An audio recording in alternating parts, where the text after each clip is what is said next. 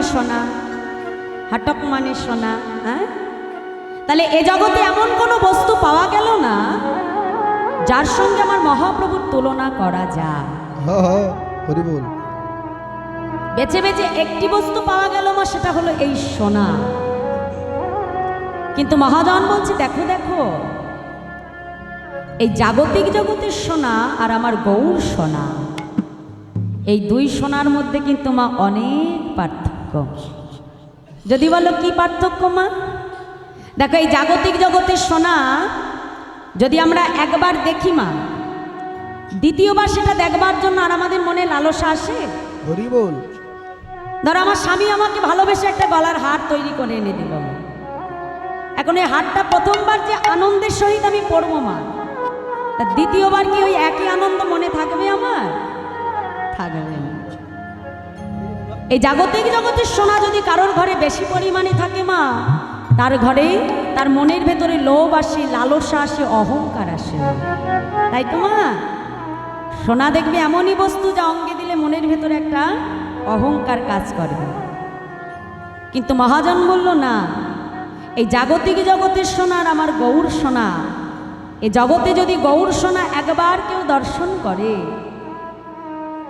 যদি একবার কেউ অঙ্গে ধরতে পারে মা, হরি বল।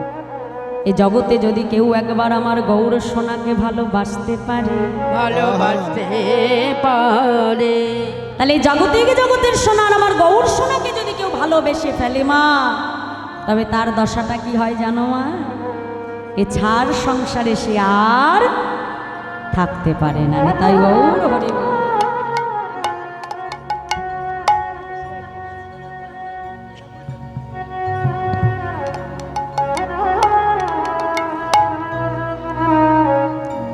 একটু কমিয়ে নি মা, আমার থেকে বেশি ওয়েট হয়ে গেছে। জয় রাধে, জয় রাধে। তা দেখো মা, বলছে এ জাগতিক জগতের সোনার আমার গৌর সোনার মধ্যে পার্থক্যটা এখানেই হয়ে যায় মা। যদি এই জাগতিক জগতের সোনা কেউ একবার দর্শন করে, তার মনে লোভ আসে, লালসা জন্মায়, কিন্তু আমার গৌর সোনাকে যদি কেউ ভালোবাসতে পারে, তার দশা কেমন হয়? মহাজন তিনি কলম দিয়ে বলছে দেখো দেখো, সে যে পথের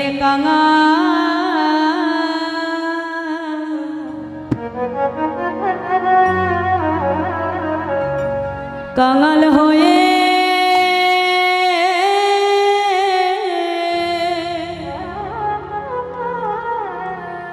হয়ে যায় গো,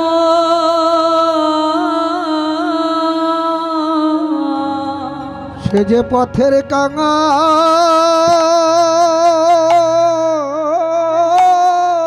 হরি বল, হরি বল, নিতাই গৌর হরি বল। কাঙাল হয়ে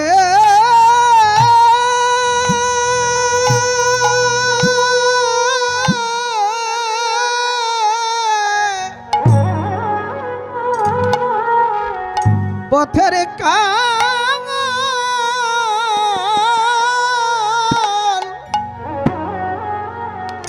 কাঙাল হয়ে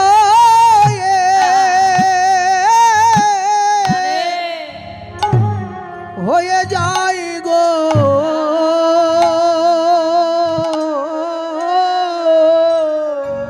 যে জন গো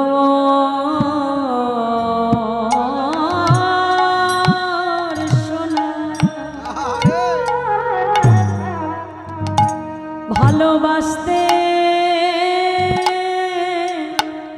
জানে,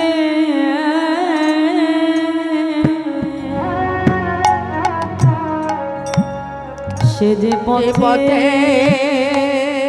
কাঙাল হয়ে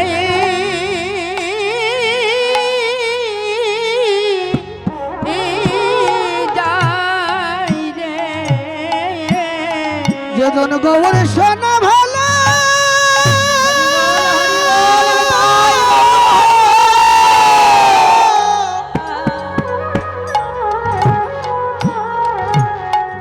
গৌর সোনা ভালো,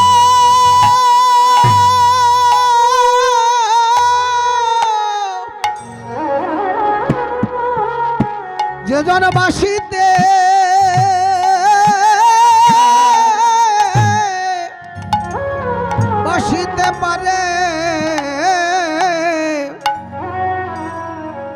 যে পথের কাঙাল কাঙাল কাঙাল হয়ে যাই গো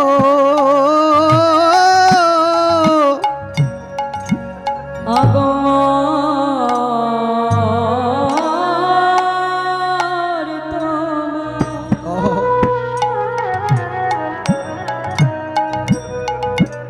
তোমার হলাম বলে সে যে পথে পথে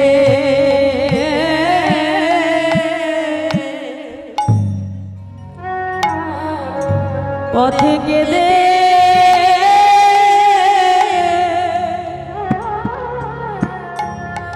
কেঁদে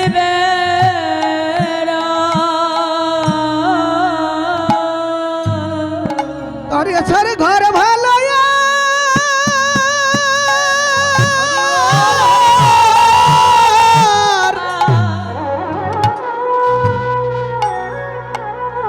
ঘরে ভালো আর লাগে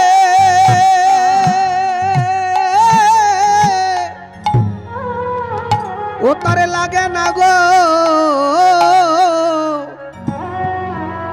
সে যে পথের কাঙাল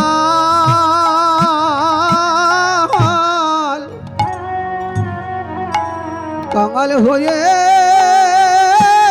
যাই গো সে যে মহাধনী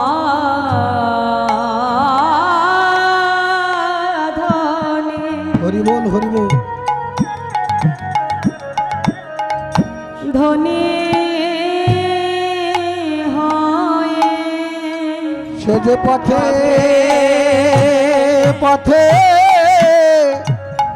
সে যে কেঁদে বেড়ায় সে যে মহাধনী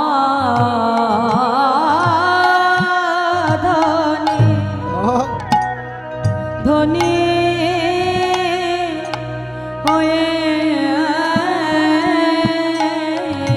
সে যে পথে পথে কেঁদে কেঁদে বেড়ায় ও সে যে মহাধনা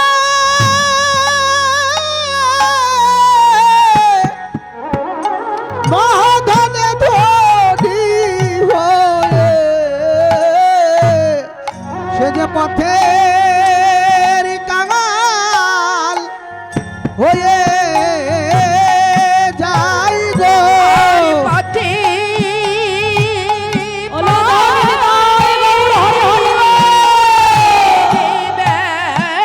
বলি গৌর তোমার হলাম বলে পথে পথে কেঁদে বলি গৌর তোমার হলাম বলে আর পথে কাঙাল হয়ে যায় গো গৌর তোমার হলাম বলে পথে পথে কেঁদে ওই বেড়ায় গৌর তোমার হলাম বলে পথে পথে কেঁদে ওই বেড়ায় গৌর তোমার হলাম বলে পথে পথে কেঁদে বেড়ায় গৌর তোমার হলাম বলে সে যে পথে পথে কেঁদে বেড়ায়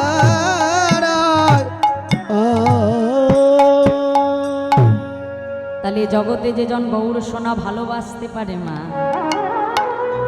সেজন অমনভাবেই পথের কাঙাল হয়ে যায়। যার প্রমাণ সরগোস্বামীর এক গোস্বামী যার নাম হলো মা রঘুনাথ দাস গোস্বামী। মস্ত বড় জমিদারের পুত্র ছিলেন তিনি মা, কিন্তু এই রঘুনাথের মাতা ছোটবেলা থেকেই যেখানে হরি কথা হয় কৃষ্ণ কথা হয় ছোট্ট রঘুনাথকে নিয়ে হরিবাসরে বসে তিনি হরি কথা সাধন করেন। হরি বল হরি বল হরি বল। তাহলে আমাদের মনে একটা প্রশ্ন জাগতেই পারে মা, যে ছোট ছোট শিশু তারা হরিনামের কি বা বোঝে? শক্তি, তাই না মা? তাদেরকে যে আমরা কোলে করে আনবো, তারা কি হরিনাম বুঝতে পারে? বোঝার দরকার নাই গো।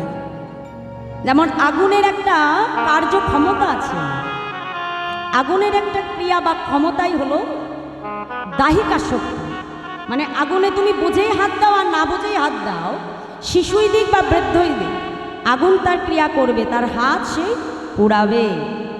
নিম পাতার যেমন একটা ক্ষমতা, তেতো, সেটা যেই মুখে দিক না কেন সবার মুখে সেটা তিতই লাগে না, তেমন হরি নামেরও একটা দাহিকা শক্তি আছে মা। তুমি হেলায় হোক, বুঝেই হোক আর